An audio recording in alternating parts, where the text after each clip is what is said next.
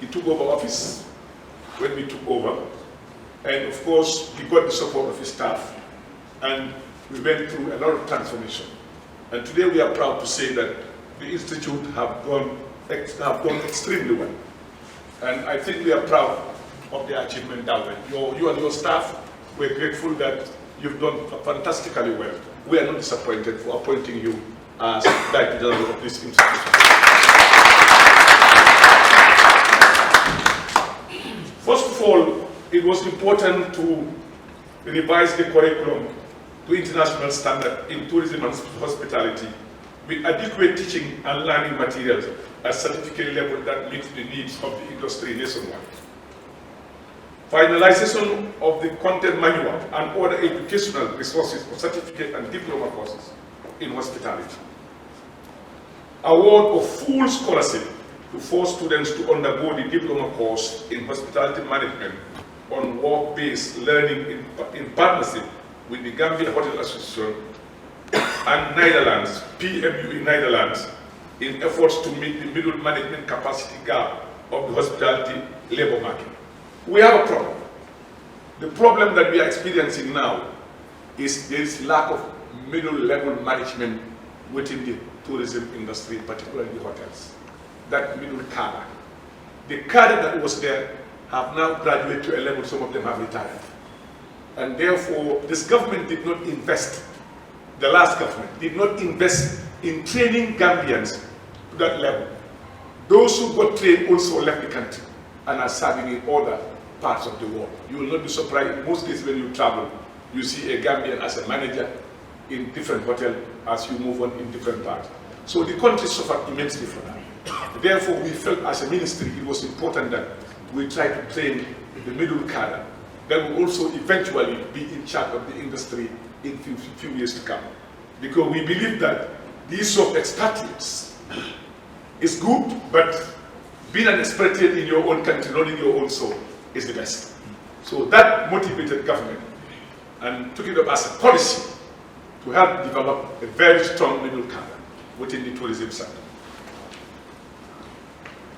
In order to contribute in addressing the illegal migration and youth unemployment, the Gambia Tourism Hospitality Institute, in partnership with the European Union, two-year project, completed the selection and recruitment of 400 youths, including returnees, 30% who are returnees, and vulnerable women, 40%, for a specially designed practical professional training to meet the high demand for employment in food and beverage and rooms division services. This to say, we believe it was important also to engage our youths and help them build capacity and help them to be employed and to be part of the system. So 400 youths were recruited. Among them were returnees who went on the back way and came back under the project of YEP. Because we believe that once people are capacitized, they should be able to deliver and be part of the process. And that we succeeded in getting 400 youths to be trained, and they are all functional as we speak now. In a bid to decentralize tourism activities nationwide, an expansion program in tourism and hospitality training in the rural Gambia is initiated in Janjambure in the Central River in partnership with YEP, with 60 young Gambians to build capacity and create employment opportunities. We also felt that there was a need to decentralize. As you've seen in education, the Gambia College is getting a new camp in Basse. We also felt that this institute needs to decentralize because we cannot bring everybody to Banjul. It has become extremely expensive for some of us, particularly some of us who came to the rural area, to find somewhere to settle or to settle with rent with the type of salaries that people earn.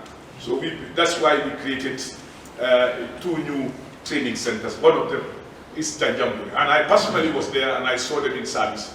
And I was well served with all the guests that we were with. And we saw tourism right in the villages.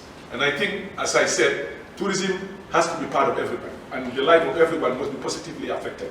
So that we will see that it is not only about receiving people coming and going, it goes beyond that. Starting of 2 training annexes in Farafenni. Farafenni also is another center that we also use to train some of these youths, to equip them with the skills and knowledge necessary in advancing our tourism industry. Establishment of research with the task of developing international recipes using local ingredients, thus creating better linkages with agriculture. We also believe that the Institute felt that there was a need to initiate new Gambian dishes, different from our super kanja, benachin, chebujen, mafe, using our local produce. It was important that they research, they come up with new Gambian drinks, new Gambian dishes that will be internationally accepted. Part of our program. And I think they've succeeded in making a substantial advancement in that area. No doubt, very soon you will still start seeing different dishes that people can learn here how to cook them. And they'll be one of the most beautiful things that we can enjoy. And here, we keep on as a ministry in charge of culture, reminding Gambians of our food culture. Our need to eat what we used to eat, what belongs to us. You've seen a lot of people suffering from high blood pressure, a lot of people suffering from diabetes. It's all because our food culture has suffered. We have not been eating what our great-grandparents have been eating, who have lived some of them for 100 years. They have never known what high blood pressure is. They have never known what diabetes is. In the last 25 years, people would not even know what was high blood pressure, because our food culture has suffered. We adopted what is not ours. We abandoned what belongs to us. And that really, we felt as a ministry, on also using this institute, that it's important that we research and look at how can we go back to our original, dishes that we used to enjoy that never happens. The sudden deaths that are happening, the way people are dying, the way we are eating things that are important in this country. When we can locally cook something, you go to Nigeria, they eat a lot of local food. You go to Ghana, you go to many other countries. But in the Gambia, Senegal, surrounding countries, we eat a lot of food. That's important. And I think it's important as a government, we try to find a way how we can really go back to basics, look at our original traditional food that was not harmful to us, and then we move on. And that's why they felt it was important to come with new Gambian dishes that will be internationally accepted. And then, of course, they had a cooperation agreement with the Senegalese Touristic Institute to help train Gambians about pastry. Let me just tell you, you must admit that the French are very good in pastry.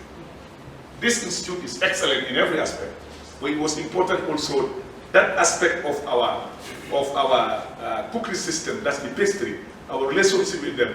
We also try to get more and learn more from them. We got them here, they came, our people were trained. I remember even when I was in the industry, our best chef was pastry chef was from Senegal, and many of them, in fact. Very few times that you saw Gambians started coming into the pastry system, but now we cooperated with them, and we felt that was an area where we are weak, and we need to strengthen ourselves. And indeed, we have made substantial progress in that direction. Well, we also believe that the Institute also need to diversify its revenue sources.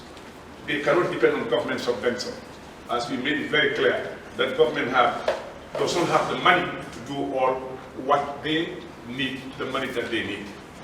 We're not cutting it off, but they got a warning that they also have to innovate new ways of generating revenue to sustain themselves with the new programs that they engage in. And let me tell you that sometimes when there is hunger, you can always find the way they are on it now. And they're doing very well, generating a lot of money. Hopefully in the next 2-3 years, Dauda, we will not give you any more subvention. And that is now they are running different canteens. I think they are running the School of Medicine canteen. They are also running the Central Bank's canteen. They are doing public catering, and they are supplying food. They are into, how to call it again? They are into consultancy, a lot of other programs generating revenue on their own. I mean, that's the essence of it. In this world of today, you must innovate. You must think the way forward.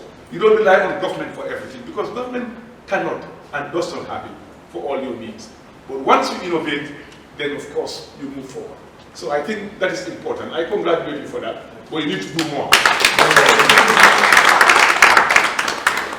So, yes, there are a few challenges here and there, but as I said, those challenges will be addressed, they cannot be addressed overnight.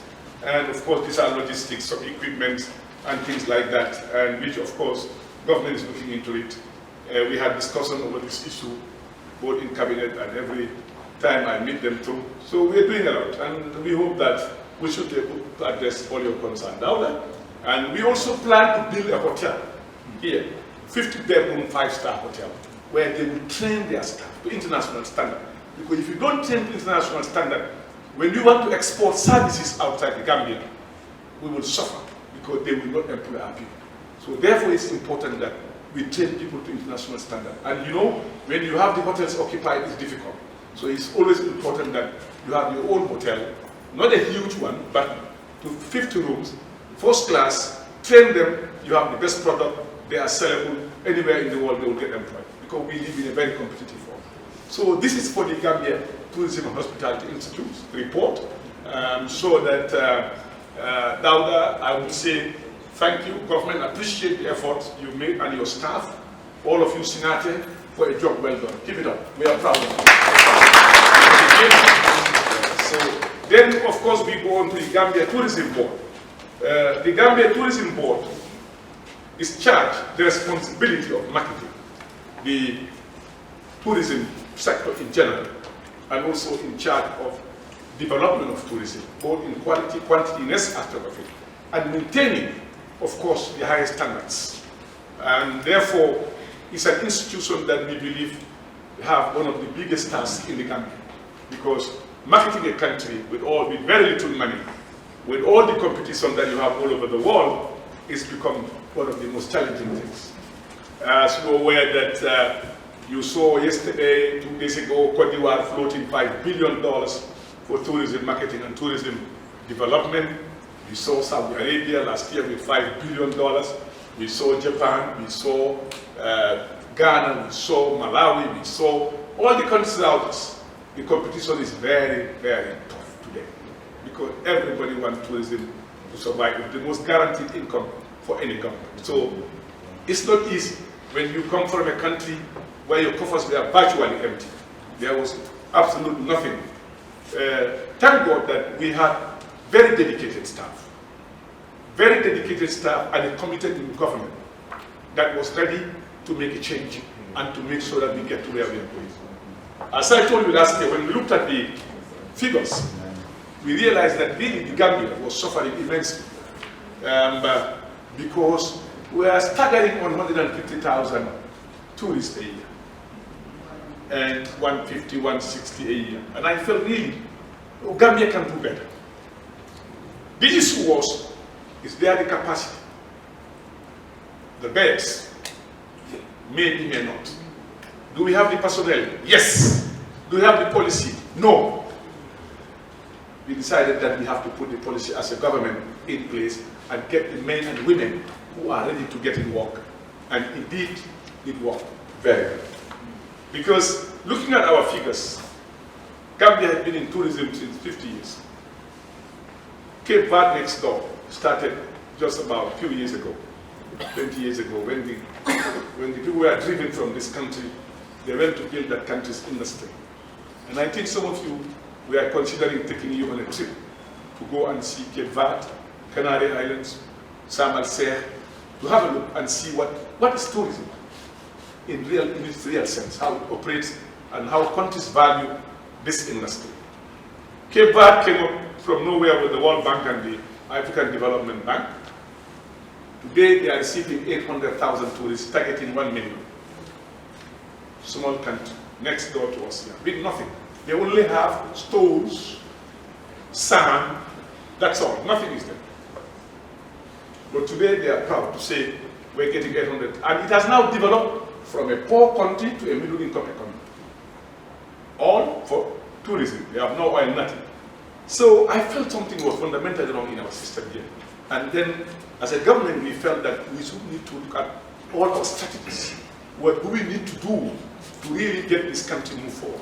Because the numbers are too small. We cannot be proud in ourselves to say we have 150,000. When a country next door from nowhere can proud itself with 800,000 tourists. So we came with a lot of strategies as a ministry and as a government, and with very dedicated staff.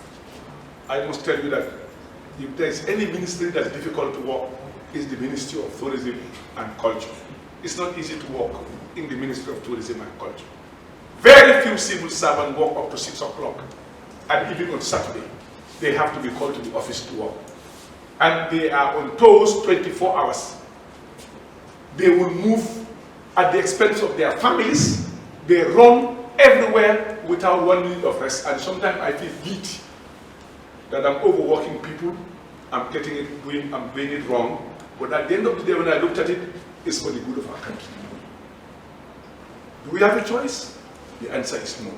If you want to meet the target, we lost 22 years, we have to work 22 times more than we are working to get to where we are.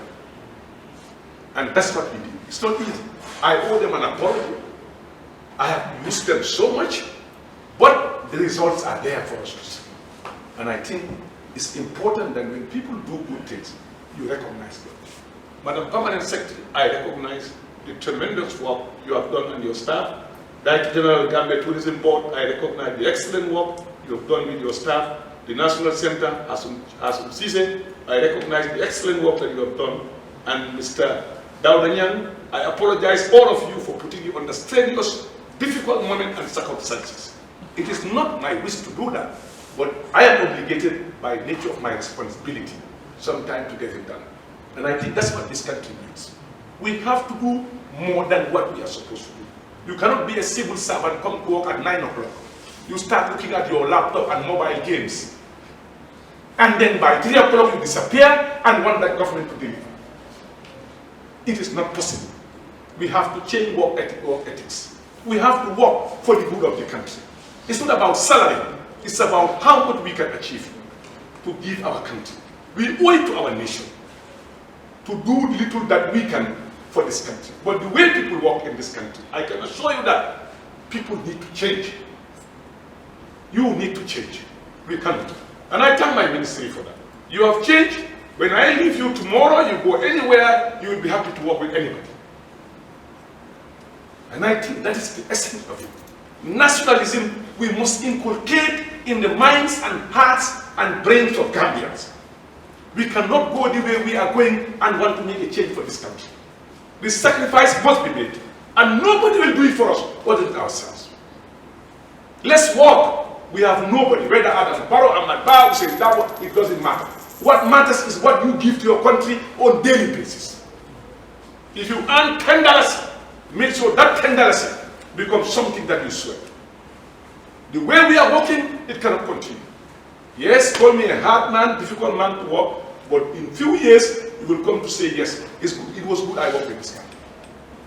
When I leave you or you leave me, anywhere you go, you will fit in there. Some of them, I put them on missions. They abandoned their families under difficult circumstances, paid a very bad per diem. Sometimes they cannot even pay their hotel rooms. With what they are paid, they cannot even pay their hotel rooms. You sympathize with them. That's the life that they have enjoyed the last 2 years. Why? They want to make a difference for their country. And that's why we don't talk much, but we deliver results. So when we came in, we also found that the government of the Gambia hired what we call PR companies, paying them thousands of pounds a month, millions from taxpayers' money. People who just sit there in Europe because you are a PR firm, make one letter, one note, and then every month you get 2,000, 6,000 pounds. A month, when Gambians were living on scrap, on crumbs. This government made an end to that. We terminated all those contracts and we recruited Gambians to go and do their job. We created what we call the destination managers, who were deployed to promote. Nobody can promote your country better than yourself. Nobody can know your country better than yourself. We believe it was important as a government to terminate those contracts and get our Gambian citizens to go and do it, and they are doing it fantastically. And we are proud of that decision. Yes, there was outcry people were saying what we believe. And in that vein, let me say, very honestly, I must thank the former Vice President, the former Minister of Foreign Affairs, for supporting that process by also accepting to house all our destination managers in the Gambian embassy free of charge. He was very instrumental in supporting that policy. One has to acknowledge facts and good deeds. You must acknowledge it. And he was very supportive of the new policy that we came up with in getting rid of these PR companies and hiring Gambians to do the job. They offered us all the Gambian embassies in the world to house our staff freely, at no cost to us. And that really was a magnanimous decision from the former Vice President and the then Minister of Foreign Affairs. We felt that promoting our country was the way forward, and we started the policy. The Gambia Tourism Board came up, the ministry gave directives and gave all the information that was relevant to the institution. The ministry was working 24/7. The board cooperated. Cabinet came up with the decision that it must be implemented, and the decision was fully implemented. The results are as follows. So we believe that it was important to reach out to people. People have money, they go on CNN, pay $1 million now, find it difficult to travel. Our counterparts, they are flying with millions of dollars everywhere, promoting their countries. Imagine competing Japan, competing France, Britain in promotion. It's not an easy task. So we felt that we have to personally be there ourselves, to meet individuals, talk to them, engage them one-to-one. And we did that. Sometimes we are even for 10 days, running like slaves outside this country. But we felt it was necessary to do for us to get this country back in the international forum. And indeed, it wasn't easy, but we succeeded in making sure that the people, the world, focuses on Gambia. All the ills, what we have talked about, sex tourism and all the evil things. Unfortunately, some section of the press did not understand what was sex tourism. And they were made to believe to write very bad things about their country. And that made a serious damage to the industry. And I gave example of sex tourism. I don't need to go back to that, because I don't need to create another debate in the world. But I can assure you that I said there is no sex tourism in the Gambia. Sex tourism is something that government sanctions, that is well organized, that is well managed. It's not in this country. Yes, prostitution is all over the world. You go to Rome, yes, there is. You go to Mecca, yes, there is. It's everywhere. It's the oldest profession. The relationship between a man and a woman, nobody can discard. It's here to stay. Whether illegal or illegal, how it happens, whether attracted by means, money, whatever, it will always happen. So it's not unique to Gambia. So when I see journalists writing Gambia sex tourism, putting documentary, and you take them to court, they will lose the case. If you take any journalist who writes about the Gambia to court, you will be convicted. But this government does not want to take journalists to court. It is not our desire. But I want to advise you, please, when somebody comes to destroy your country and want you to write evil, we all love this country. All of you love the country. Because you are writing because you love the Gambia. Let's be cautious of what we write. It's very important. But one sentence you made damages this country. We went to a particular country during our effort to restore the Gambia. They said, you don't come to your country. Why? Because you have sex tourism. Do you realize the last couple of years, there was no tourist coming with a family in the Gambia? You don't see children anymore.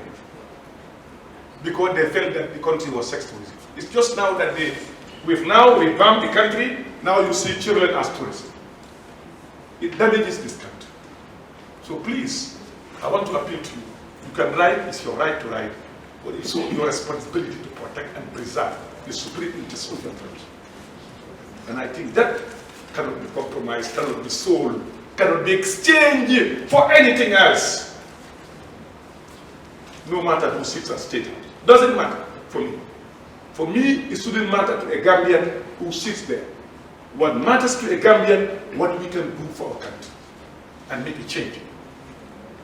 I think for me, that's what comes to, that should be in the mind of every other Gambian. Because even whereas you make a policy that people don't accept today, you will withdraw it. You will withdraw because you'll be forced to withdraw.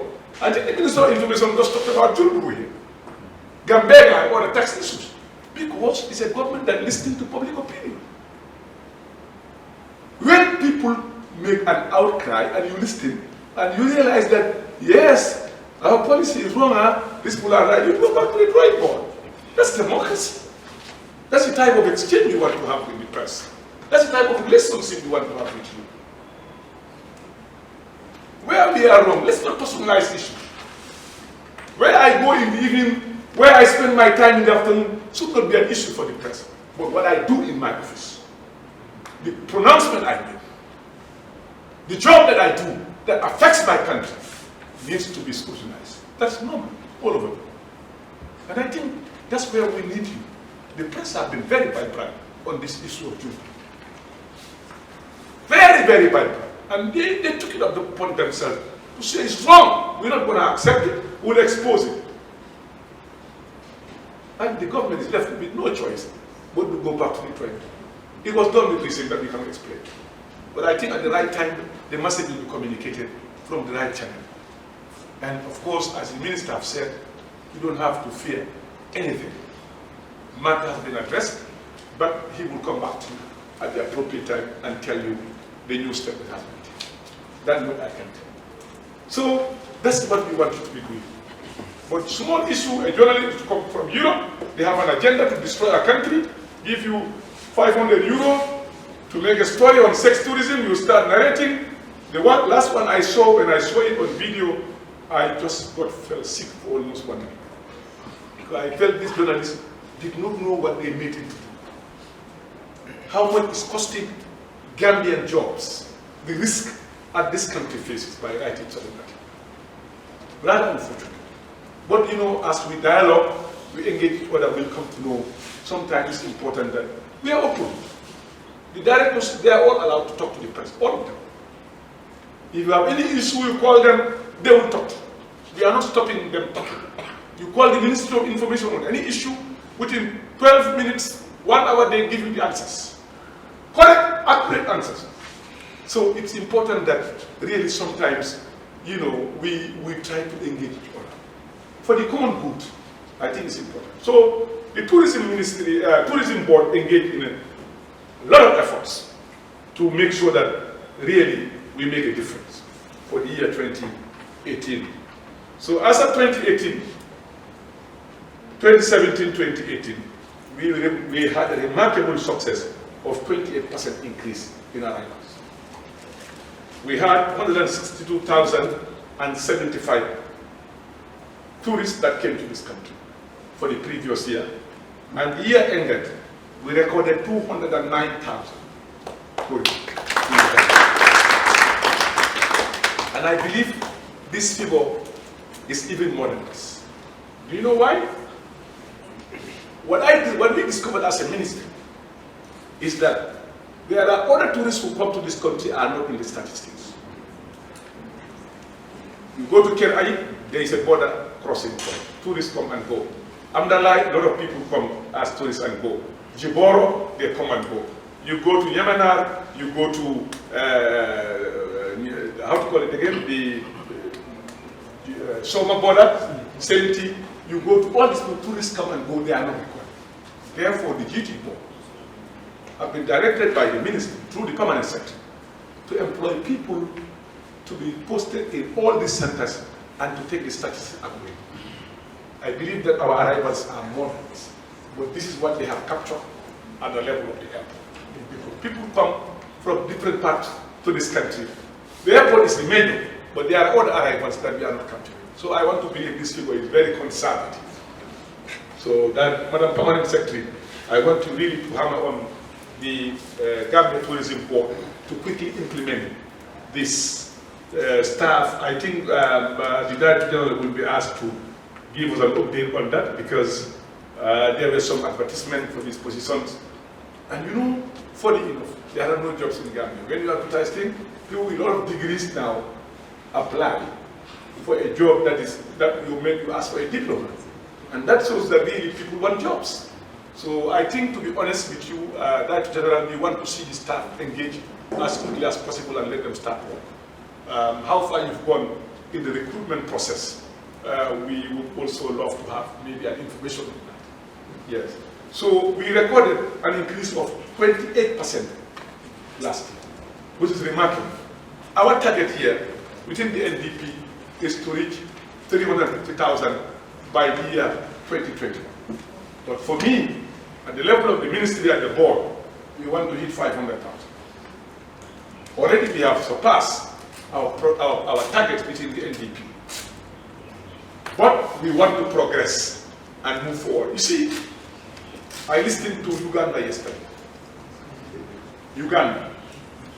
I know the minister, professor, very old professor, very doyen, and his assistant ministers, because their tourism is so important that at least they have about a couple of ministers who are also attached to the ministry, who support the minister in getting, they're projecting 5 million tourists in 4 years time, 5 years time. And I listened to their progress report like yesterday. And their progress report already gave them within a year 2 million tourists.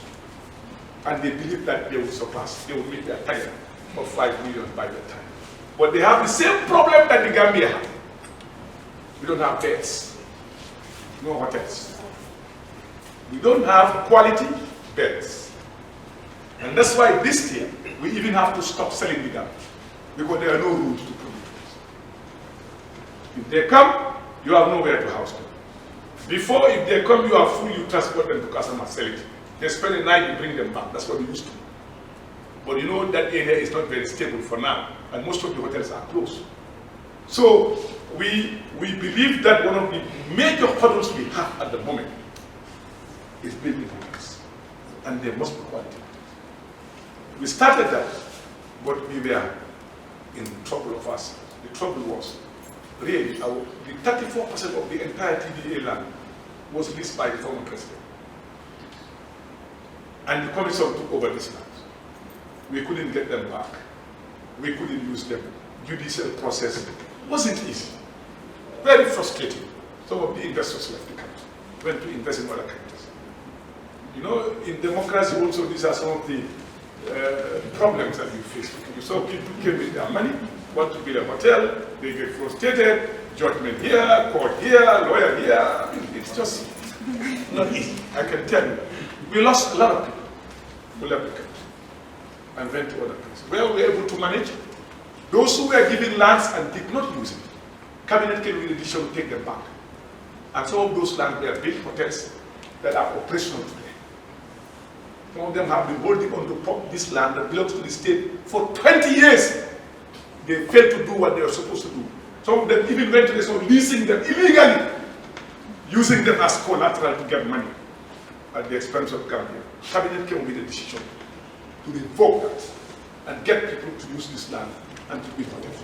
And we succeeded 99% in getting that policy.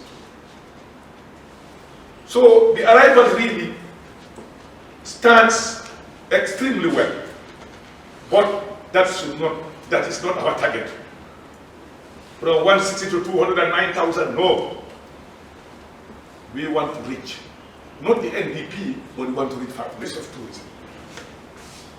And the only way we can do that is by increasing the numbers and the quality and the standard. That's the important thing.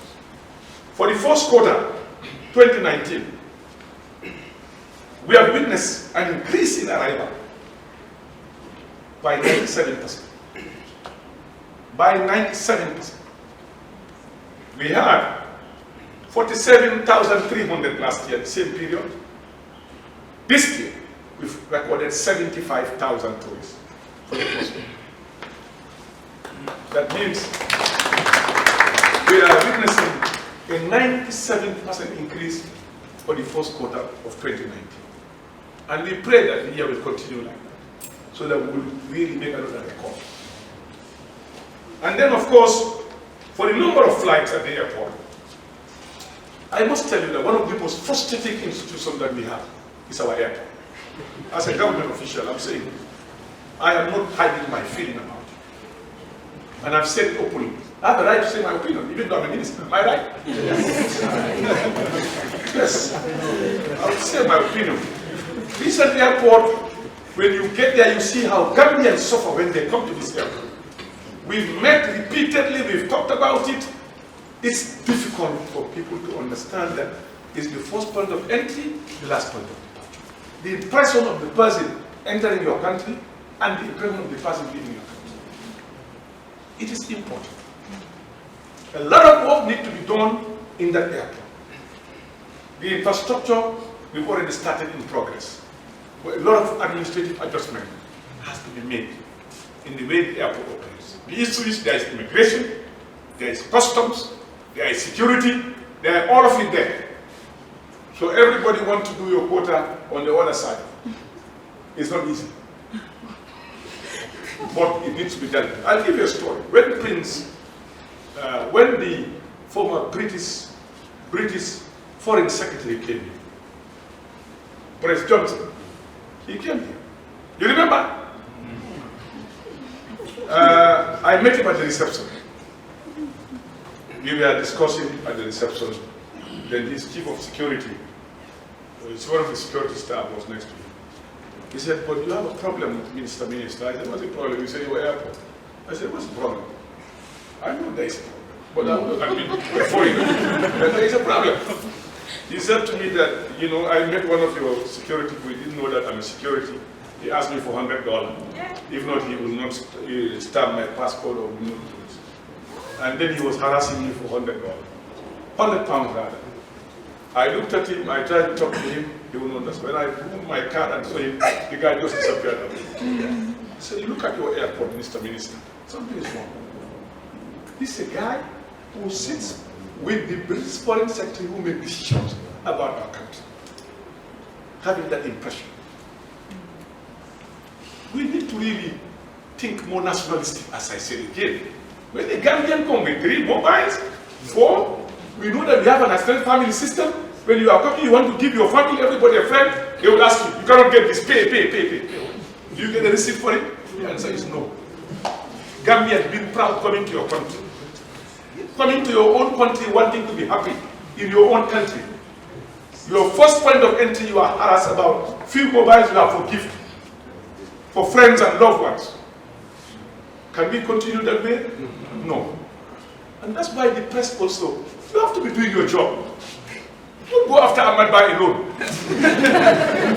No, it's not fair. Why don't you go and see this and report them? Some of them have stories with tapes, recording, they have it. I saw one guy recorded, somebody recorded everything that transpired. The press also needs to go after all the vices in the society, not only going after public officials. Adam Barrow and Babu saying, no way, it shouldn't be that way. There is a need to go and also investigate issues that are affecting our society with a view to correcting them. Not to harm anybody, but to correct them. I think it's important. So, our airport really, we did extremely well. We had about 50 flights. We increased them from 30-something when we came in to 50 flights. Last year, we increased it again to 57 flights a week. We are landing in the Banjul International Airport. A remarkable success. And then, for this year, the tropical season, for the first time all year round, tourism has become a reality. We are getting 8 flights a week now. 8 flights a week, what used to be 2-3 flights. 8 flights a week will land in the Gambia to October, round about. So, most of our youths who have been redundant will not be redundant massively as it used to happen. Some of them will still stay at work because the arrivals are continuing, and we hope to develop that. President Barrow made a pronouncement on this, and we will continue to pursue that pronouncement, that policy as a ministry, and of course as public corporations through the Gambia Tourism Board, to make sure with all the stakeholders to make it possible for us to really deliver in that direction. So we are proud to say our all year round tourism has been. Just to also tell you that the Gambia Tourism Board also have been trying to support the infrastructural development of the new hotels that are coming. That is building roads, waterways, electricity, poles. From the little revenue they are earning to help support development of tourism in different parts. We want to create another Senegambia, another Kombobi in other parts of the Gambia, throughout the Gambia. And we are now encouraging people to build 3-star hotels in our country. We want Gambians to be tourists in their own country. We want Gambians to discover the beauty of your country. It is not happening because why? There are no hotels. If they are very expensive. And that's why we banned the construction of 3-star hotels in the urban area. They will all be now for the provinces. So that as we can drive with our kids, our family, stay 1 weekend, come back and discover our country. Enjoy our mate, enjoy our burago, all as you call it locally. And then we discover our country. And that's why we are now encouraging people to build hotels for our country. So tourism board is engaged in giving the infrastructure that is necessary to make that happen. And they are engaged in it. And I commend them for the first time. You see them building roads, building pipes, putting up electricity lights, and so forth. And I think that's what the ministry have been encouraging them to do. And they've been managing their resources judiciously, very judiciously. And that is paying dividends now. They're investing that in the infrastructure. So, Gambia Tourism Board, your financial director, your entire directors, all of you for that matter, marketing, all of you, product development, everybody, we thank you once again.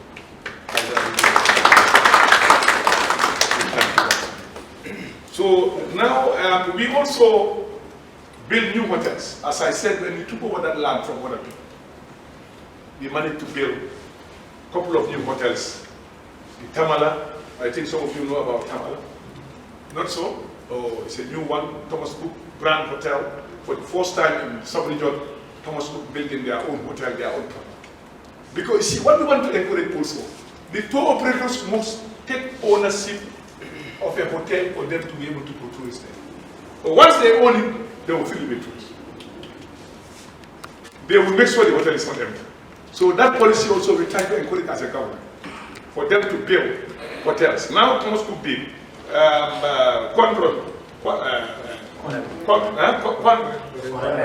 Corendon is building one. And of course, very soon you will see also 2 and others coming up in building their own hotels. And that's what they did in Cape Verde. That's what they did in Samal Sierra. We have to encourage them. So that when they build it, they will make sure that there are tourists in the hotels. And because that becomes ownership, responsibility. So this, and then you have also the African Princess Hotel. I'm sure some of you also know that one, owned by 2 Gambians. And then you have the Met Residence Hotel, also owned by a Gambian. These are all new. And then you have the Banana Hotel, which is under construction, have advanced immensely. Then of course you have the Jawin Hotel, which is being refurbished. And then you have the Corona Town Hotel under construction, and many others. Already we've got a lot of applications to build new hotels. They are being processed by the Gambia Tourism Board and the board of the governing director, board of governing body, for us to make sure that we get the number of rooms that we need to get the type of tourists and the number of tourists that we also need in the country. It's not about building a hotel, but building a quality hotel, because the standards are very high internationally, and we cannot afford to be left behind.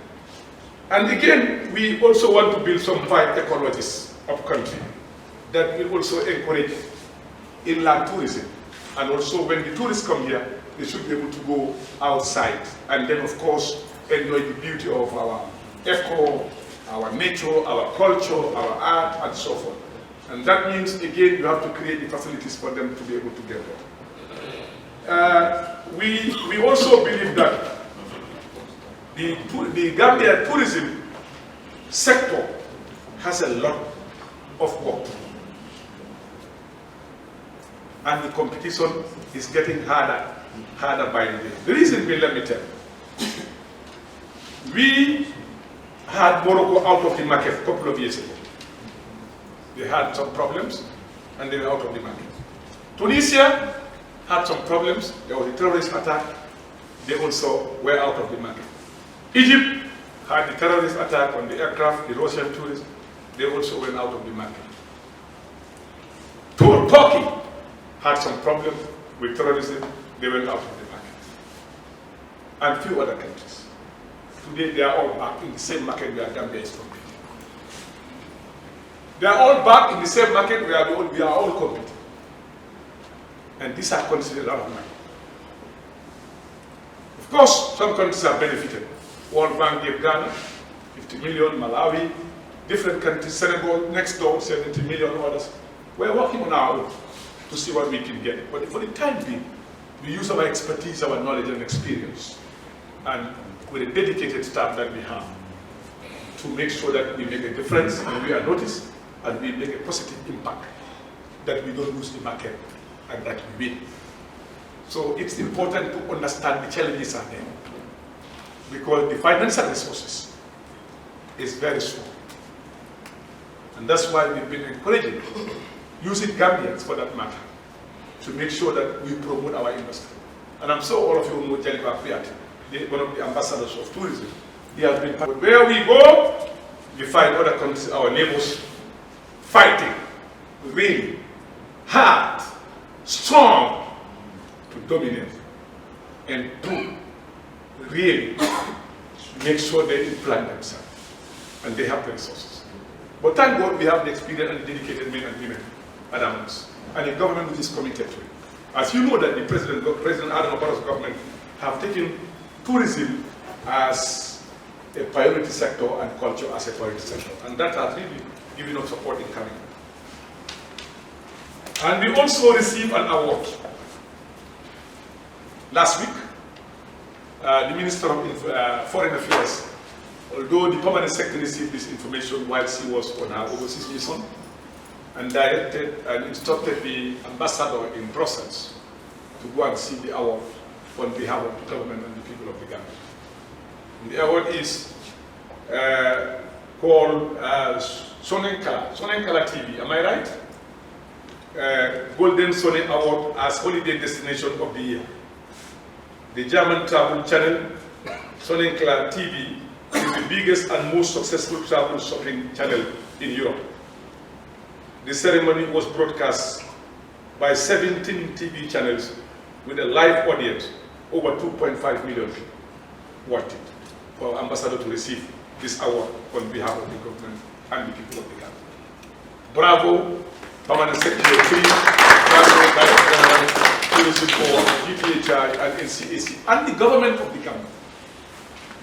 Let me tell you that the President is #1 supporter of tourism and culture. We have never made a request that was rejected. As long as it is tourism, the request is approved. Not 1 second. They don't even think a second to do approval. 1 minute of it, if it's a policy or anything that regards tourism and culture, approval is granted. And that's why they are succeeding. Because they know what we are doing and what we are capable of doing as a team. You see, at the Ministry of Tourism, we work as a team. What I know, she knows, he knows, everybody knows. If you ask a question, then everybody can answer. We work as a team. Nobody is super. Everybody is on board. And we all do it together. But we fight sometimes very bitter. If you come to fight some of our quarrels, sometimes you have to close it down. It's not always easy. And you know, when you have staff who are brave enough to tell you, Mr. Minister, this is not correct, you learn. And you're happy. That they have the guts to face you and say, respectfully, Mr. Minister, I don't think we can agree to this. This is not good. I don't think we have to do this. And they will argue. They will tell you right there and to say to change you. But when you go back to reflect, you come and say, they were right. And then, you know, that's how we work. Nobody works like a dictator. We work because we believe that nobody knows it all. But sometimes it's tougher. It's not easy. But I think we all do that. Even in your editorial boardroom, sometimes your editor-in-chief have problems with some of the stuff that you bring. And I'm sure people like Mustafa sometimes find it difficult to put it on board. So I think we live that. That's the life we live. It's part of our job, isn't it? If you want to be doing the right thing, you must accept being challenged. You understand? If you want to live like a small god, they leave you to live like a small god, you end up being nothing, not even an angel. So I think I commend my staff for that, for being brave enough to face me and tell me something with all respect, and I request for a change of it. And then we accept and we move forward. So the Gambia Tourism Board, we thank you once again. It's not easy, but we've made it. But we still have a long way to go.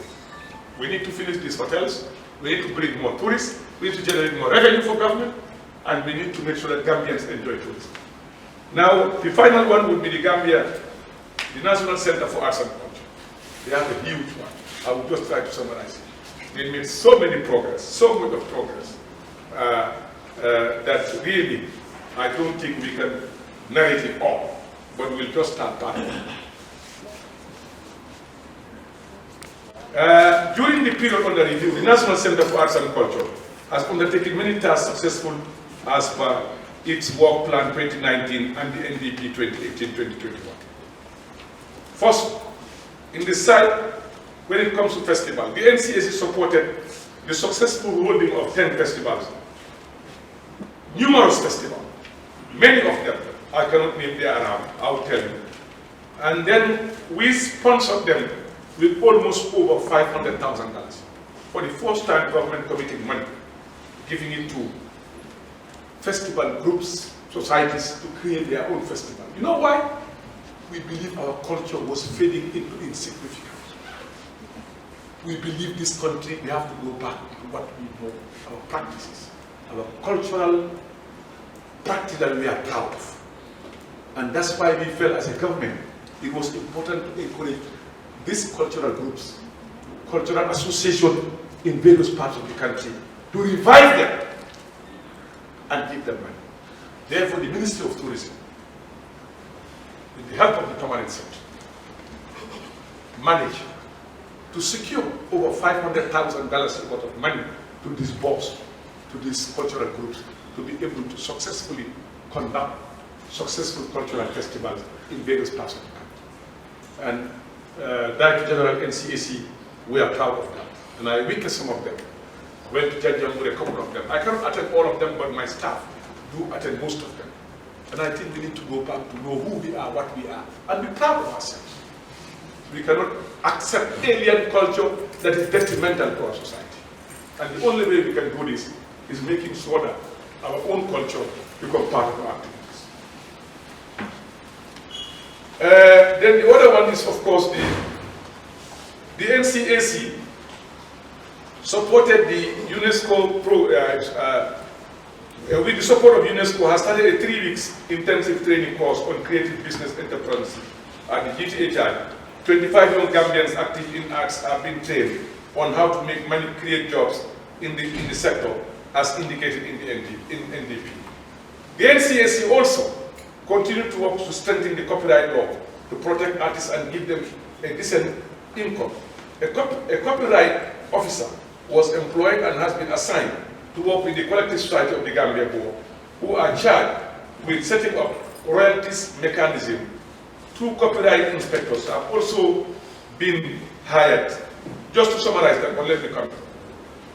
When I came to the ministry, we found that 5 years this copyright regulation was lying there. Our artists are suffering. People are cheating them. They're dying poor. Some of them died in the streets with all what they have done for their country. They were neglected. The Senegalese, name them. Most of them died poor. With all the things they do, their counterparts are millionaires. Why? Because as a government, we fail to do what we should have done. And that is collecting royalties for their products, their music, their cassettes, their shows, what they have produced. And this we felt as a government we must put an end to. And we immediately signed the copyright regulation. And then it's now functional. The institution have now started, and people have been recruited, and we want to make sure that every artist benefit from the works that you do. And that even when you die, your children will be enjoying it. We want to remove that element of poverty within this industry. And that's why we felt it must be done as a government. So this government is concerned and responsible of every other citizen, whatever job that you do. So that one is already in action, and they are working on it. And again, at the NCAC also, the Ministry of Tourism supported, making sure that the salaries of the staff there were remarkably improved, beyond the expectation of most people. And over 20 new staff were hired. It is now been revamped to a proper institution that will now properly represent the Gambia and move forward the way we want things to happen. So we thank the board of directors of the NCAC also for implementing the ministry's desire in making sure that the staff get their rightful pay within the sector that they work in. And then, of course, we were equipped with computers and all the necessary things that was necessary.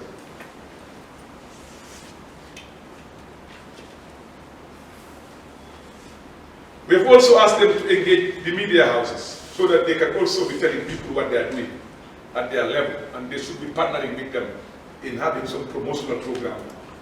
Media houses really partner with the NCAC so that the NCAC also will be able to generate the necessary revenue. And we have also directed them as a ministry to make sure that they increase the fees on foreign bands coming to this country. They have to pay for what they do. They have to pay for it. If they come to the Gambia, they cannot just come and rob us and go. Part of their money must give it. The NCAC to support our own artists. That's now a policy.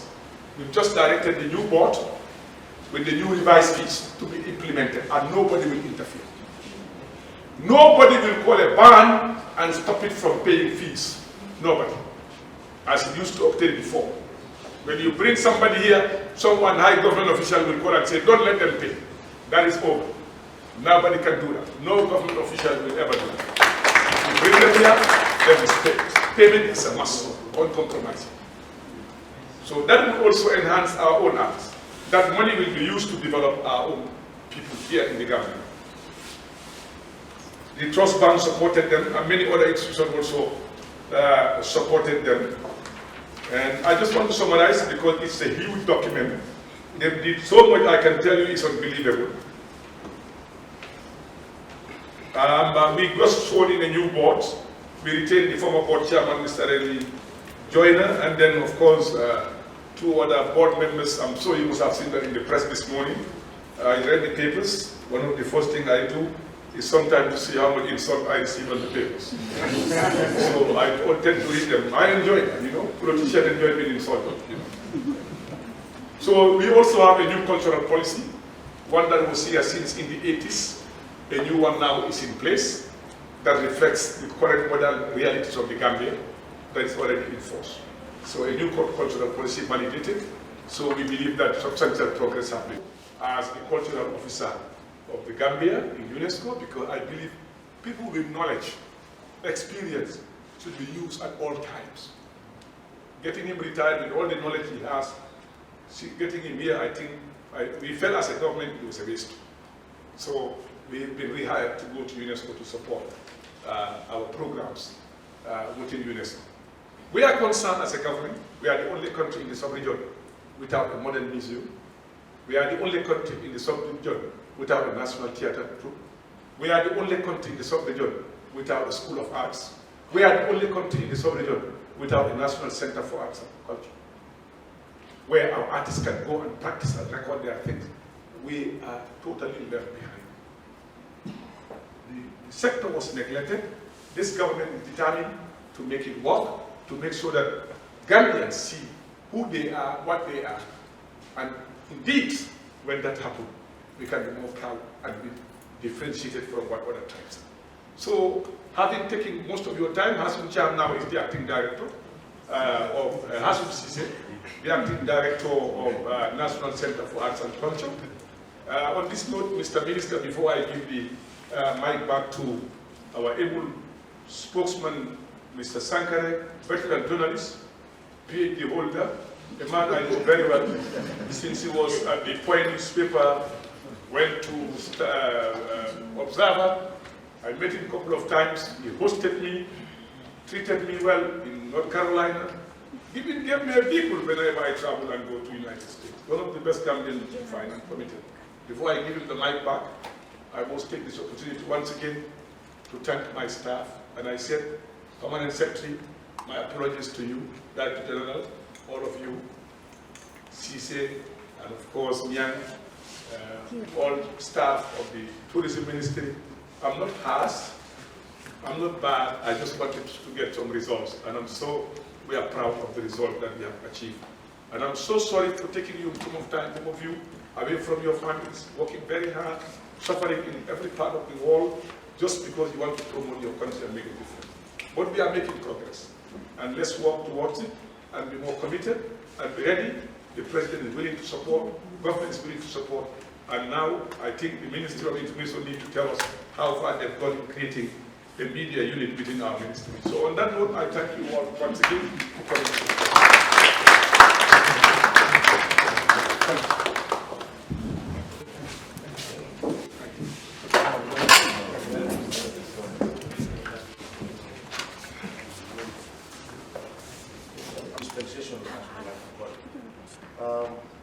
One thing that actually struck me during the minister's deliberation is the emphasis on Gambians who love their country, to change for the better. The situation at the airport is particularly disturbing. I just happened to come from the airport last Sunday with the director of immigration. I saw the same picture that the Honorable Minister actually highlighted. I cannot still understand why Gambians really have to pay for their mobile phones, while they have to be taxed on their mobile phones. I don't know how that came to be law, whether it's a law, or whether it's a norm, or a custom. I think it's disturbing, deeply disturbing. It is culture of corruption too. It is a very sad malaise that a country as poor as ours, the people who go out of this country and try to come back are actually taxed beyond the regulations stipulated by government. It is an embarrassment, so to speak. Man, they say, is homo educatus. Man educates, he's an educator. Man also, they say, is homo habit.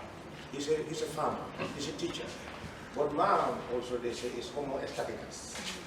Man is the only creature that really appreciates beauty. Tourism is the beauty, the aesthetics. Gambians being encouraged by the ministry to build hotels up country so that Gambians could be holidaying there, they could go to weekends and on vacations to see the beauty, the serenity of the Gambian landscape. I think it's a significant development. And I hope Gambians who listen to this press conference hereafter will be encouraged to return to Gambia and invest. Not only invest, but to invest enormously.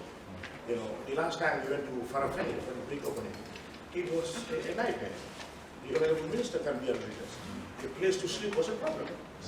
I remember the Vice President, current Vice President, Dr. Kure, came to our place at night, he couldn't have a place to sleep. And with all the talk of development that has taken place in this country for the past 2 decades, it's a colossal catastrophe, really, that we don't even have hotels in this country. It's sad. So it is good that we now have a ministry that has the input that it is better. We also develop the countryside. I think one of the reasons, one of the ways we could significantly curb this rural urban migration is to have these hotels built up country so that people will not be motivated to come to the commons. They will instead have jobs over there. The hotel, the training school in January, the annexes in Farafenni, the Gambia College campus that is being built in Basse are all programs that I think are pretty good and credible, and the government should encourage programs like this to actually proliferate all over the Gambia. Without further ado, I will ask journalists to come forward and pose questions.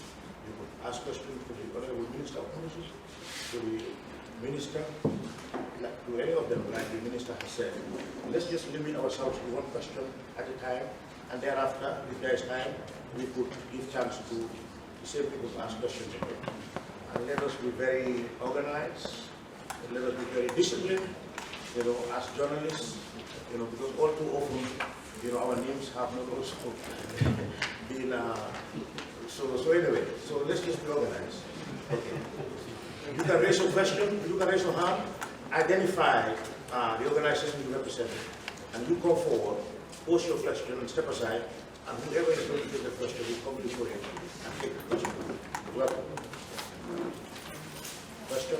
Yes?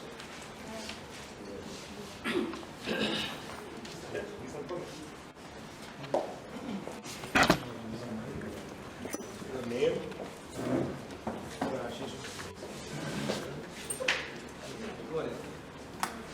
I am Yakuba Diallo, Korea District.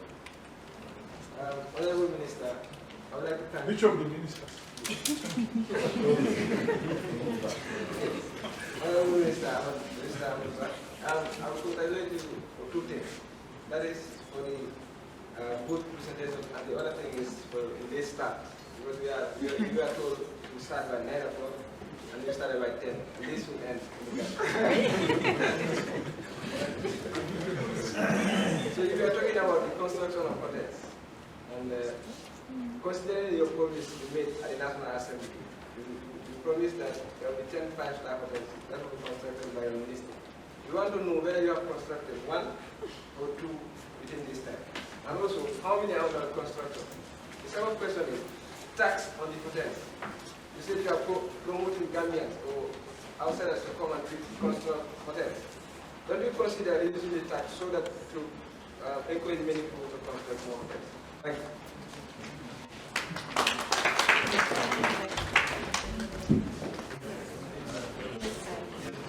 Thank you, Mr. Representative of the foreign newspaper. First of all, it was a strategy. Last time I summoned you here, I waited for 1 hour. Second time I summoned you, I waited for almost 2 hours. This time I told the minister to tell you 9 when we are settled for 10.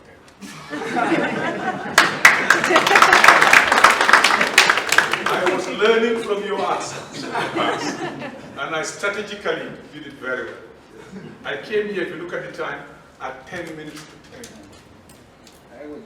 My permanent secretary came in at 5 minutes to 10.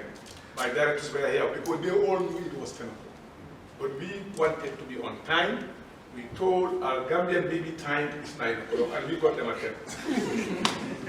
Now, with regards to the hotels that we promised, in fact, it's going to be more than 10, 12 hotels. Already the hotels I mentioned to you, they are all hotels are already completed, 5 stars, 4 5-star hotels. The list I just mentioned, this will be made available to you. And we have others that are construction in progress already, and others that have already got approval, waiting for the land to be returned by the Commission of Inquiry, which is now before the Justice Minister, for them to commence work. And I also want to tell you that we are working on huge investment that we don't want to make a pronouncement on now. As we speak on that table, I was just talking to the permanent secretary that of action that need to be taken towards that. As we are talking here, we are working on the table then. But then we don't want to make a pronouncement until it is here and Gambians will see it. You will have the biggest investment in the tourism sector in the sub-region, inshallah, with the Gambia. Thank you. The tax. You see, sometimes things happen, you don't know why they happen. You don't know why they happen, and sometimes in government you cannot explain. But the tax that is levied has been addressed, but the minister responsible will make the pronouncement at the appropriate time, as the Minister of Information already said. But again, we have to survive on the tax. We are a tax-based economy. But the tax must be reasonable, that it does not stop those who are venturing to invest in our country from coming, because they are not on charity mission. They are on a mission to make money. But we are aware of that. We'll be flexible. We'll make sure we work it out. No tax will be stopped or will stop an investor coming to this country. taking into account that you have a president who's a businessman, who understands how tax can damage a country's economy, but also how you understand why you need to collect tax also to run your government. So I think we will get there. But be rest assured that we are responsible and we look into it. Thank you.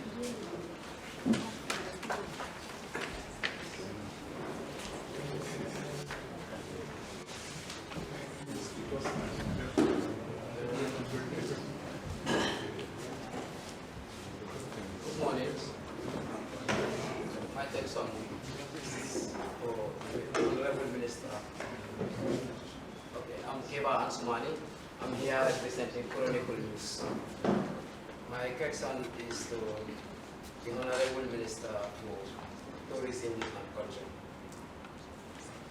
Indeed, you have spoken a lot this morning, but I've not heard about why Gambia is losing the Rosian market.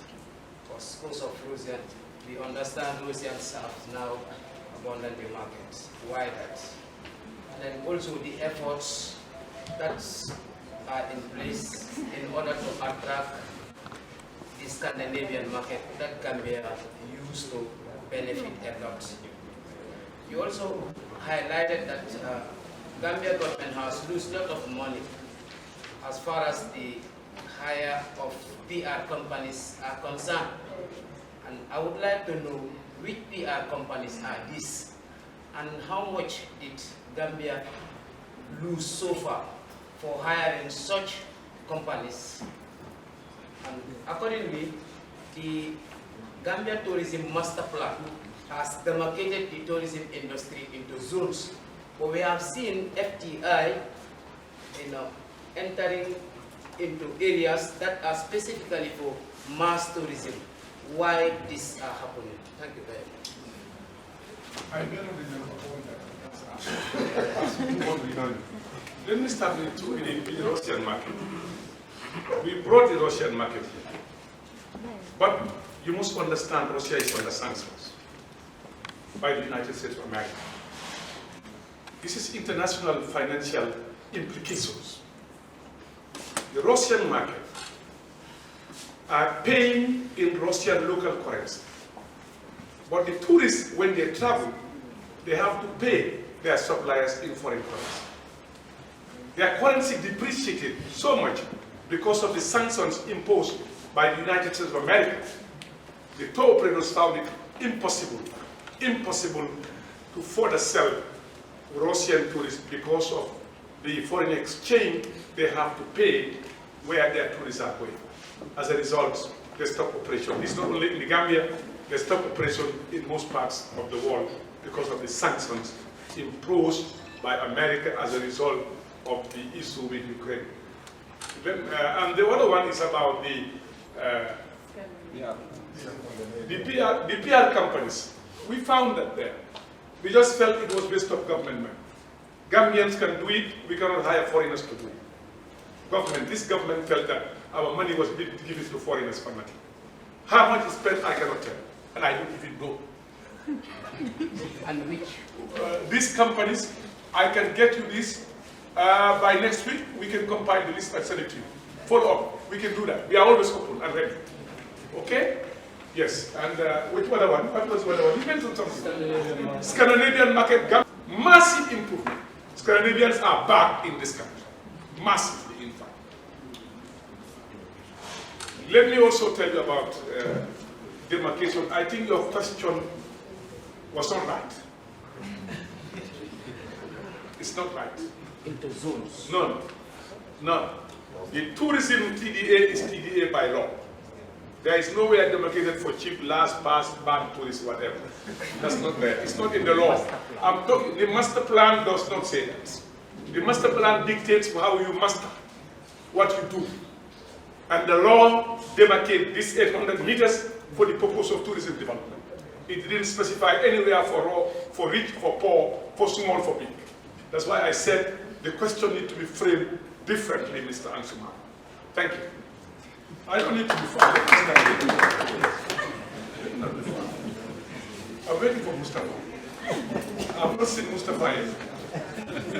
Where's Mustafa now? Good morning. I am Usman Imam, representing Imam State. Honorable Minister, Mr. Ahmad Bah, I want to know what are you doing about the eroding protection in James Island, which is under UNESCO's World Heritage Site. Very important question. We are on our way to Paris in 2 weeks' time with the National Center for Arts and Culture to attend an African conference, of which 22 African countries, including the Gambia, have been qualified to present projects for consideration under the China Heritage Fund, and which is given to UNESCO for African countries. Part of the projects to be presented is this island. So pray for us that we can secure the funding to get it done. Government is on top of it. We are aware of the literary situation, and we will not let it go beyond what it is. So we are working with it. Sure. Thank you.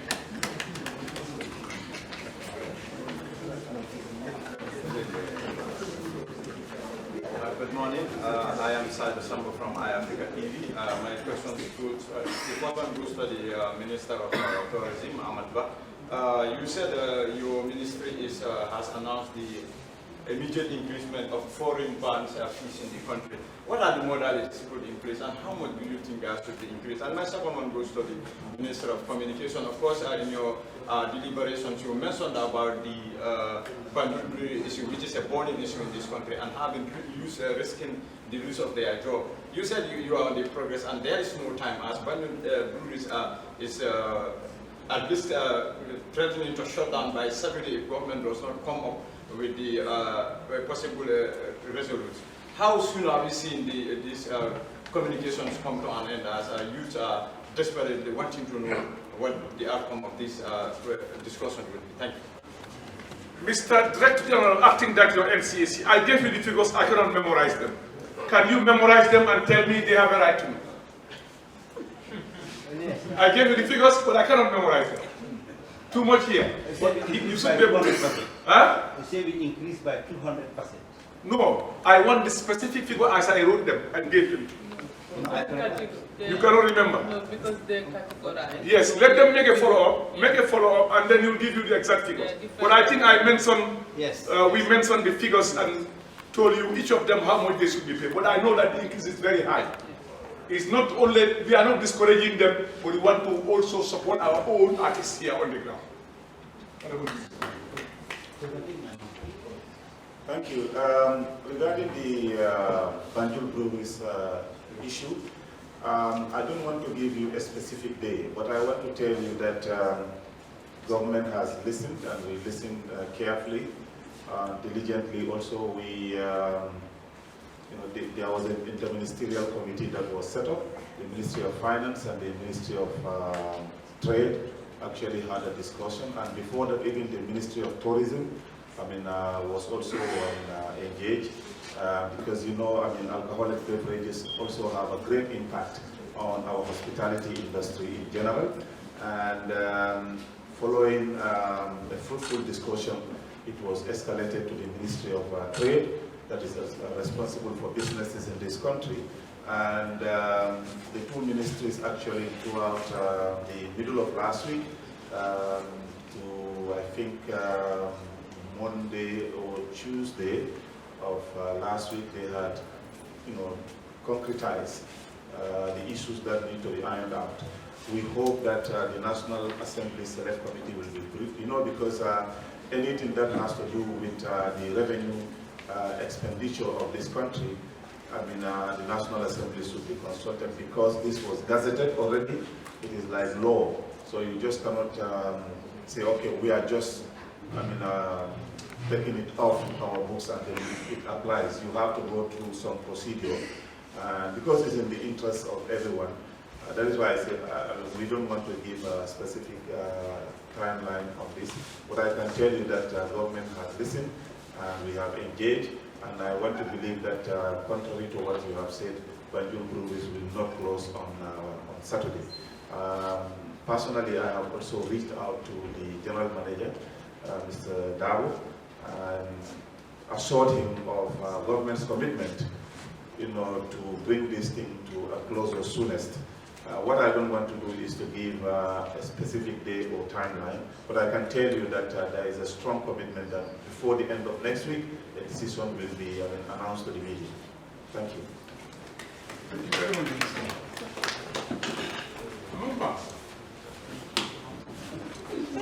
Good morning. I am Tabora Boya from the Standard newspaper. The first question that I have is from the preparation of the minister of Thailand, national tour operators will be building their own hotels in this country. So my concern is that if all the operators are to build their own hotels in this country, do you think that will set a good precedent in terms of economic gains for our indigenous stakeholders within the tourism industry, including tour guides and other operators? And the second question is, last year we were here talking about an MOU, a proposed MOU between Gambia and Saudi Arabia. So what more can you tell us about this? How far have you gone in implementing this? And sometime like some 4 months ago, you've also made mention of that the Gambian culture has vanished and that the ministry is revising it and bringing it back, and that there will be an regulation that will stipulate 80% of music that will be played on Gambian radio stations in Gambia. So when are we going to see this? You have to remind me one after the other. You have so many questions. One of them is the issue of Saudi operators. You see, they cannot build more hotels than they already own. And I'm not saying that all of them. I'm saying most of them now want to build because the standard they want to have, they're most sensitive. How they want it run is to be run by Gambians, not they themselves. The one they build here is already run by Gambians, but the standard must be respected. Because that's what they are marketing themselves, so that they know that the product they are marketing is what they are getting. That's in fact very encouraging. That will allow other Gambians to with hotels to emulate them and do better to get their tourists. They will fly in tourists, they cannot fit them in their hotels. They have to give them to other hotels, but the standard cannot be compromised. So that is, in fact, that assures you that they have confidence in the government. By putting money there, if not, they will just come, if there is a crash, they will leave the Gambia. But because they want to put in money, that shows a serious sign of confidence for the Gambia, the tourism sector, and the government of the Gambia. So for that one, I can assure you is one. Now, regarding the issue of playing Gambian music, there is a law already in place. The issue is the law was not reinforced. And now with the new staff that they are recruited, I've told them there is no compromise. They have to start working with the Ministry of Information to make sure that this law is implemented. Nothing should stop it happening. They've got staff are well motivated, well paid, they should be able to implement it now. So I'm with you on that, because I want to see my own traditional music, my own Gambian music played more than foreign music. I think it's about 70%, is it? 70% of all radios and television, even online papers who are playing music, online newspapers, you have to play 70% of all your music to be Gambian music. Okay? And the other one is the Saudi Gambia MOU. We had a setback because the minister in charge in Saudi Arabia was removed, was moved to another. He was moved to be in charge of the space agency. He's the only first Muslim astronaut in the world who have been to the space. He's a scientist, an astronaut, renowned all over the world.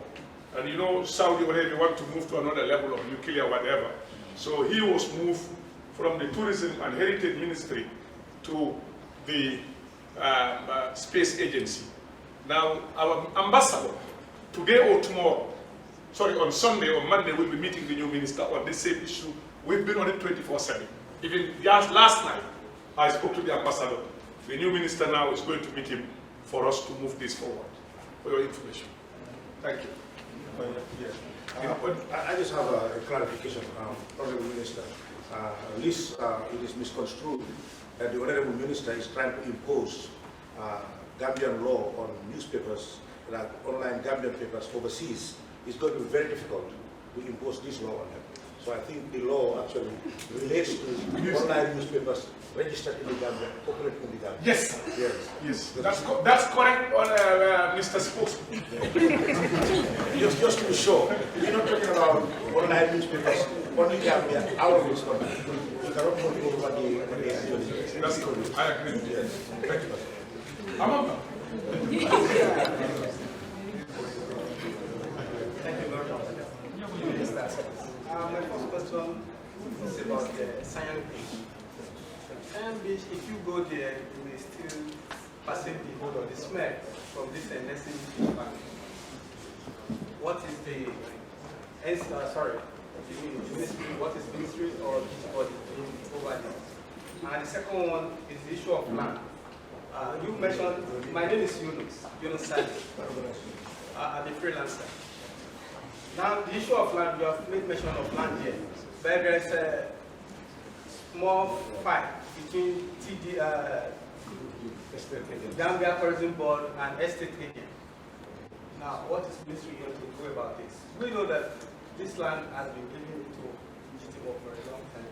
Estate agents, now they said this land over their dead body, they will not give it. So I don't know what the issue of airport. This thing, every time we have a meeting there, every year we have maybe stakeholders meeting. The issue of airport is still not solved. You yourself attested to it. You have 3 questions now. Among? Yeah, the last one is that for LCAC, the Underwater Convention, UNESCO Underwater Convention, when is it going to be ratified? Thank you. And the last one is, yes, just a follow-up to the question that he has about this Saudi issue. If we have our green tanks go to Saudi tomorrow, is it not going to cause brain drain? Thank you. First of all, let me start with the issue of fish. I am more flabbergasted than anybody when it comes to fish smell around any tourist site. You go to Sam and say, fishing is bad. If you are caught fishing, you go to jail. We inherited this mess from the previous government. We inherited it. But you must also understand, within the TVA, there are areas designated for fish landing sites. Bird watching. We are looking into this and correct the wrongs of the past and do the right thing. We are concerned. With regards to the issue of land, there will always be land issue throughout Africa. One of the biggest causes of war in Africa is about land. There will always be fracas here and there. And I don't want to discuss them. Some of them are before court. Do the right thing. We have a law in our hands, and we have the power in our hands, and the law have no change. Therefore, we go to the courts. But if somebody believes you have money, you can drive up anywhere you want to do, go to the Sankan. Where you can come and see a minister, get something done, director call, invite people for dinner. We accepted nobody's dinner's invitation. We refused it. Yes, dinners were offered. We refused it completely. We don't want to sell our country. We will not sell this country. This land belongs to our children the next 100 years. Go and see how Canary Island is managing their land. Go and see how Cape Verde is managing their land. Go and see how America, Mayan is managing their land. Why should we let Gambia, our children the next 100 years will ask, what have our people done? Where is this land? We cannot let that happen. And you know, to tell the truth, this is the only country where you have state agency coming every week, tourism agency registered without control. Sorry to say this. Let them do what they do, but we are not the men that you can buy to get away with things and break our law. And women, we are not. It's before the courts, and let the courts decide. Thank you. Oh, the airport, I cannot comment more than after. Simple and straightforward. We are working towards it. They are human beings, we are listening. Simple. And we are all Gambians.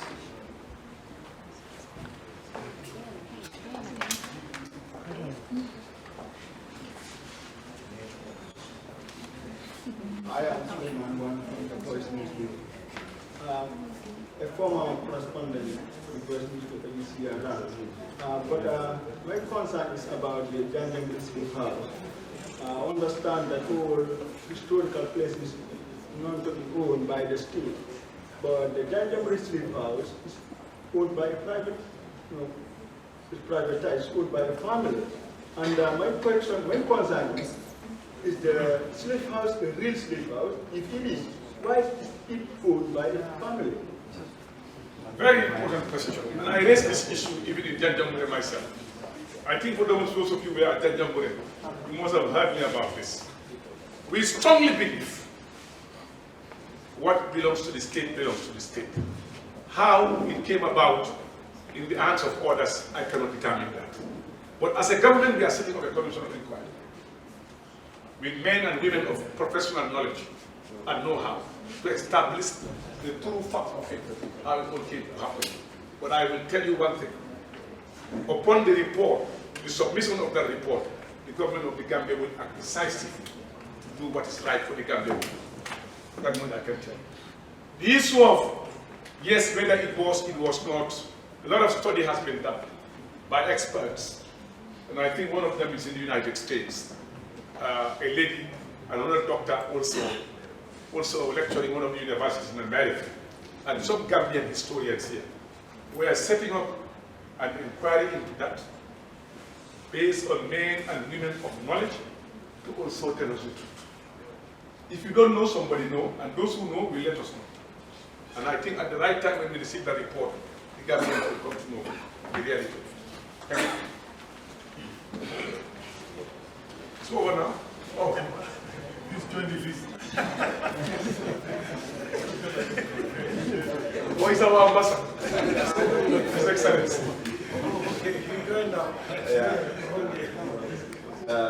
Honorable Ministers, members of the High Table, I think my face is enough as an ID. I need not tell you who I am. What you say for the international viewers who may not know? Okay, for the international viewers, my name is Deriva Piate, Gambia Tourism Board ambassador. We talk a lot about culture, especially cultural music, fading out. This is the reality. This is what's happening. This is not boasting, but people like us, anytime we march out from the scene, then the country is going to be dormant culturally. And that may soon happen. This is why I initiated something.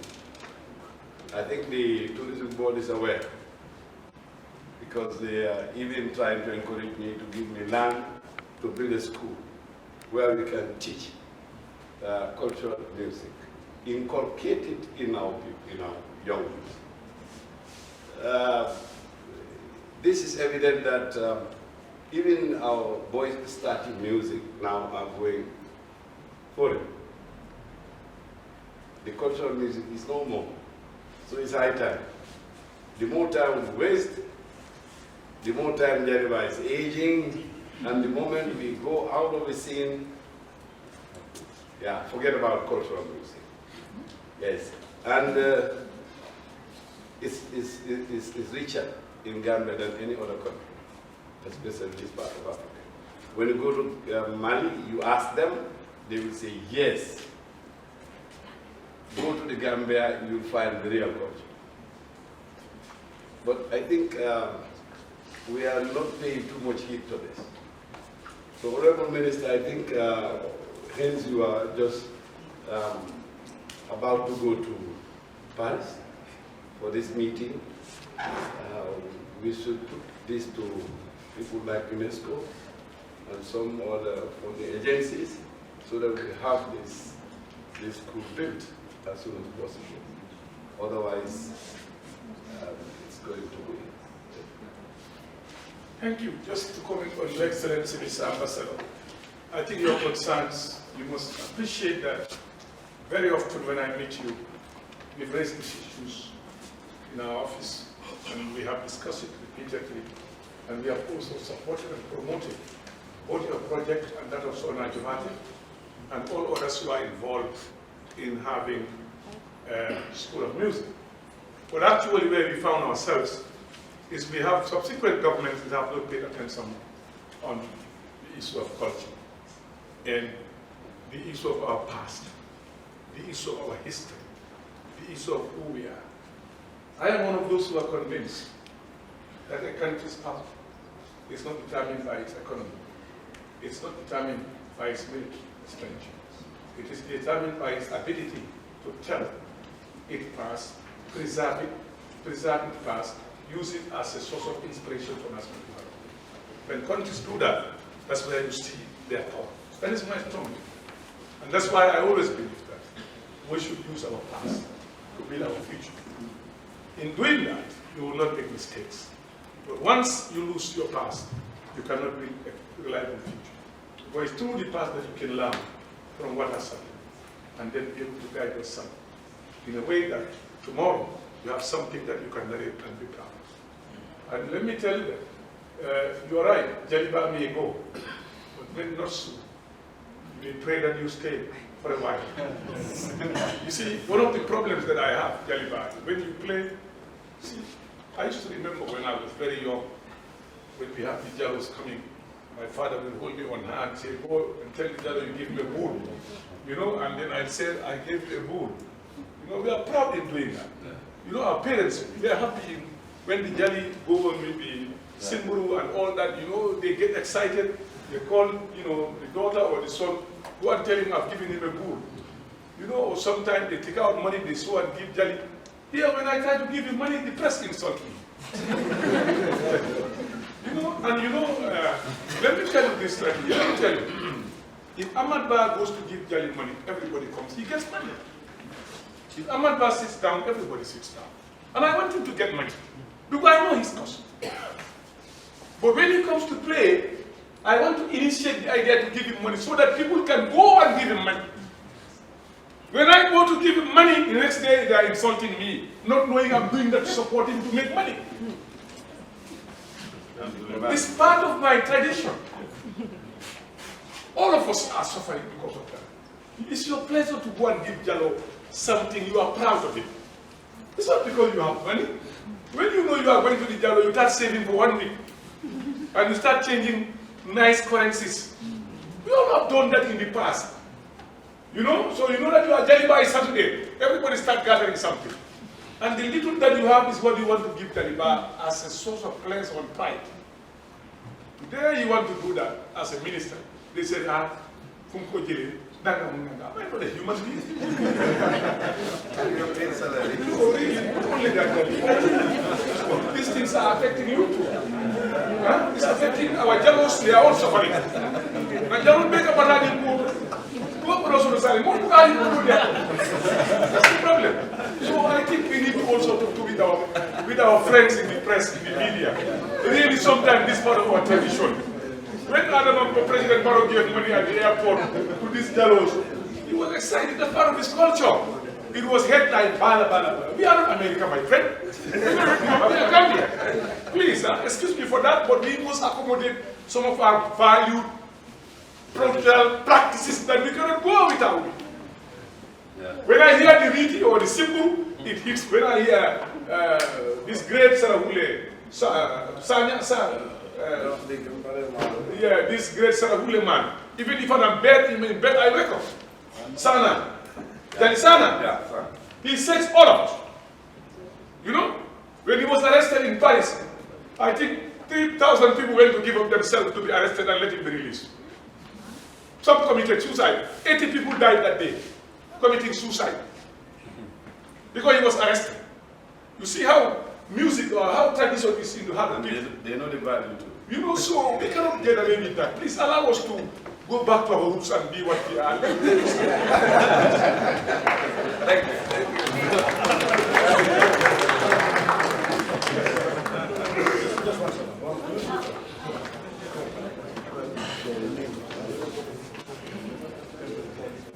Good morning. My name is Fatou Janembai from the Gambia Radio and Television Services.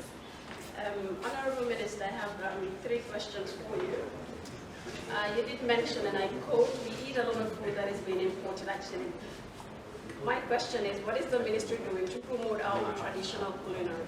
We understand the Gambia Tourism Board organizes one, which is annually, that's the Food and Beverage Festival.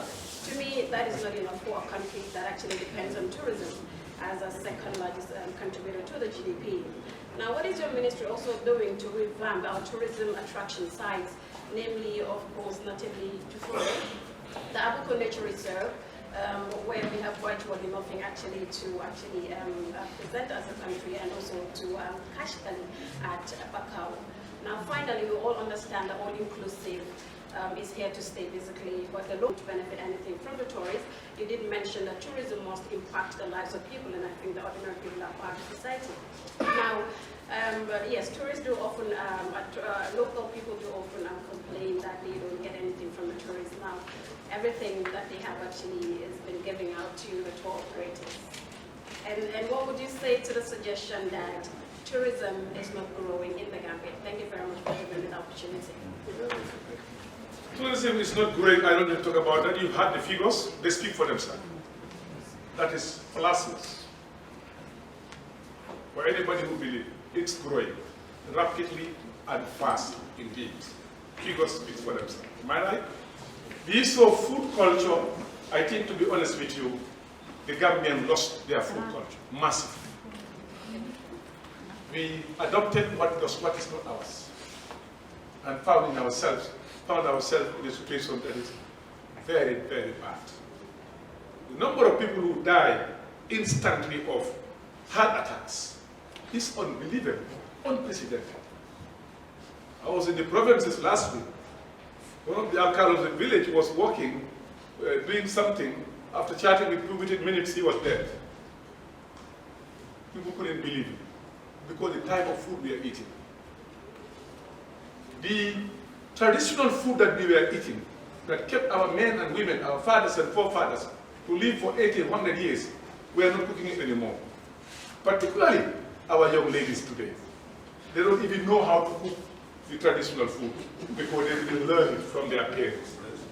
And that's the saddest part of it. And that's why the Gambia Tourism and Hospitality Institute is coming with a new initiative of creating, reviving some of our dishes that we can bring back so that our Gambians can use it and be proud of it and become healthier for us. Let me just tell you, before you used to see our women do mayonnaise. They take 2 eggs, they make the mayonnaise, they use it for salad in the evening, very beautiful one. Today you don't go there, you go to the supermarket and buy mayonnaise. Industrially done. You don't even know what it contains. And you eat it. How many of you young ladies today can make mayonnaise? Or make mayonnaise at your home for your families? I know one that I know. I know that my permanent secretary does. She does that. That I know because she came from a traditional family. Probably. But how many of us came from a traditional family who are doing this, you know, who have been taught to do it? You understand? I think that's where our problem is. Our parents, some of us, I have a problem with my daughter, one of the ones I love most, even when they are cooking, she's in the bed. And I keep on hammering on her, go to the kitchen and see what your mom is doing. I think as parents too, we owe it to our children, our daughters that we love so much, that we force them to go to the kitchen and learn how to do things.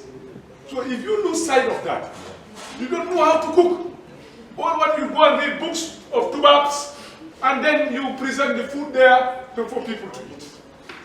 You have the saragule, this what's the name they call it? Bunuyege, huh? Yes. You have the toranka, you have the mandinka, mafo, duramo. We have all these things that we used to cook at home. You know, and then people enjoy it. You know, used to remember when you have the domoda, they would kill a cow or a sheep, they would dry the meat up there, they call it cell, chili.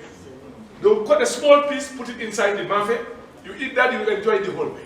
How many of our women know about that today? You know, you don't need to put tubo there. Just put that piece of meat there inside. It gives you all the taste you need. No salt, nothing, just that piece. You have it, put it inside Duramo. It's the best. You don't know what jumbo is, you don't know what Maggi is. How many of us know about that today, our women? Do we know? We don't. And the knowledge has not been transmitted from our elders to the young ones. And I hope that my little daughter will also learn to cook for her husband those times. Oh, you do? Oh, I'm very proud of you then. Thank you. So that's the second person we'll bring you to. So I'm happy about that. So I think really it's important that we really work on GTHI to try to really do what it takes, you know, encourage this thing through the Department of Culture to really promote our food culture in the country. It's very important. What was the other question? All inclusive is fake, what they are telling you. It's not real. It's not real. The food they eat in all is bought from the woman who is complaining to you. The vegetables are bought from there. All the things they eat inside there is bought from there. And you know what? The hotels encourage them to go out more than stay, because the more they stay, the more they consume, the more they lose money. So the story is not correct. It was something they have in fear, and that cost this country dearly. Those who were campaigning against it did not understand the implications of all inclusive. They took it upon themselves because few people used it and intimidated the then military regime of Yahya Jammeh. They drove them out of this country. They went next door to build Cape Verde with 800,000 tourists. Your country is still staggering less than 200, or we just passed 200 last year. 60% of world tourism booking is on all inclusive. If you are not part of it, get out of the market. But we in the Gambia, we have selected specific hotels that can do it. Those are in particular area will not be able to do it. So all inclusive have to mix, and we have only 2 hotels going in. With all this big talk, all the talk they are talking, only very few are doing it, and it's unnoticeable. So I think it's a misinformation of a section of Gambians who thought that they own this industry. They drive the force of this industry, and they exploited the weakness of the system and the ignorance of those responsible at the time, and they used it to destroy what would have been the gem of this country. We are bringing it back as a government. So don't worry about all inclusive. It's here. Yes. As I said, it's our greatest concern. Because these sites are part of our history. We need to preserve them. Government is doing its own financially, but hopefully we are also moving out. Hopefully these are all in our packet that we are going. Hopefully we can get something when we go. We are only 22 countries qualified for sponsorship in this project. What we are going to get there, we don't know.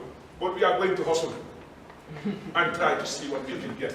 So that at least whatever we get, we'll use it to develop. If not, the rest of it has to come from government. Yeah, one final question from this lady, and then comment from the member behind you, and then we wrap up. Thank you.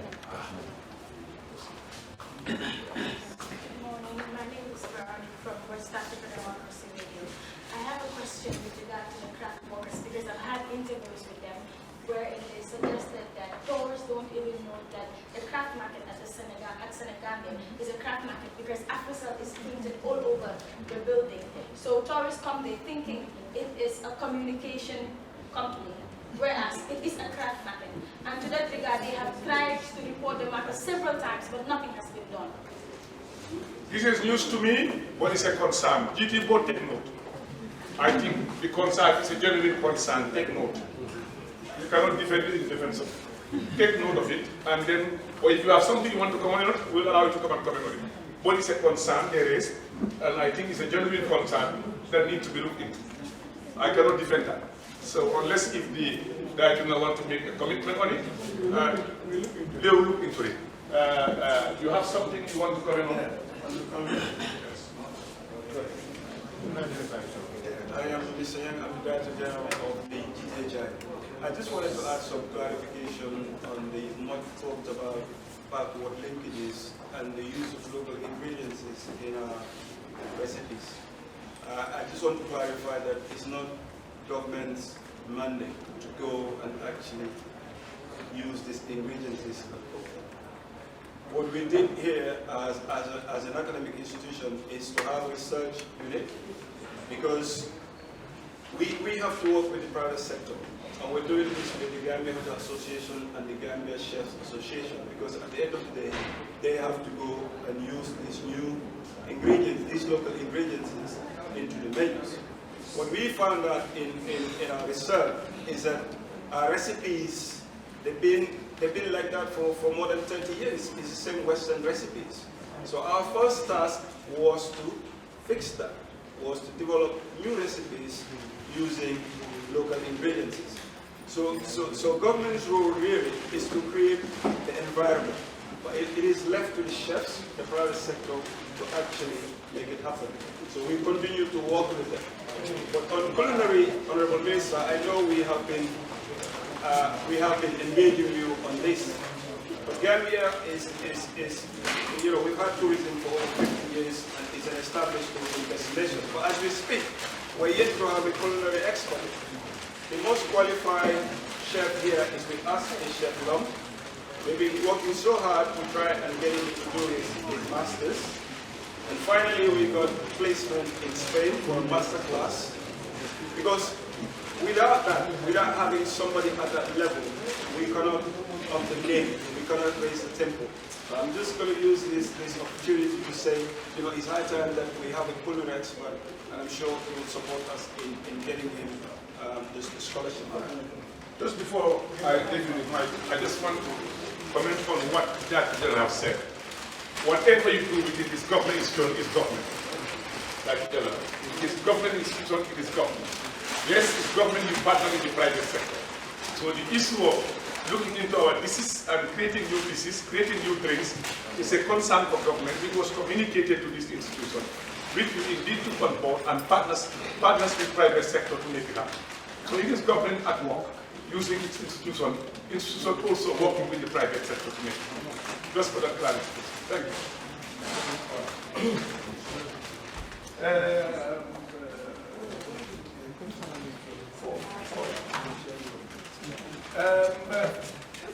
Let me know the commitment without the power. I don't want to. Who will talk about it? I know whatever I say here will be listening. They will write it down. I know this very well.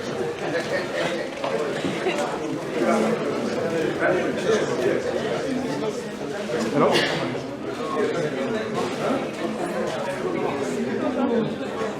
Thank you, Ministers of Tourism and Culture and Minister of Education, Permanent Secretaries, Directors, and members of the press corps. That actually brings us to the end of this press conference. I hope we have learned something new and that the journalists are ready and as well also poised to report whatever they think was significant. The coming of Jerry McCarthy to the podium also adds dimension actually to the press conference. Gambian culture and the preservation of culture could not be done in the absence of these local artists. I think it was the Malian historian, Muhammadu Fadiba, who once said that when an old man or woman dies in Africa, it's like the incineration of an entire library. That just speaks to the significance, really, of having old people and people who are culturally connected. So we hope, as Delva has indulged the government, to come to their rescue and try to establish these facilities so that young Gambians could also come there and harness their skills in music and art and culture, so that it will help us in preserving our own culture and obviously our own destiny as a destiny. And thank you so much, and I wish you a very blessed weekend. Thank you very much.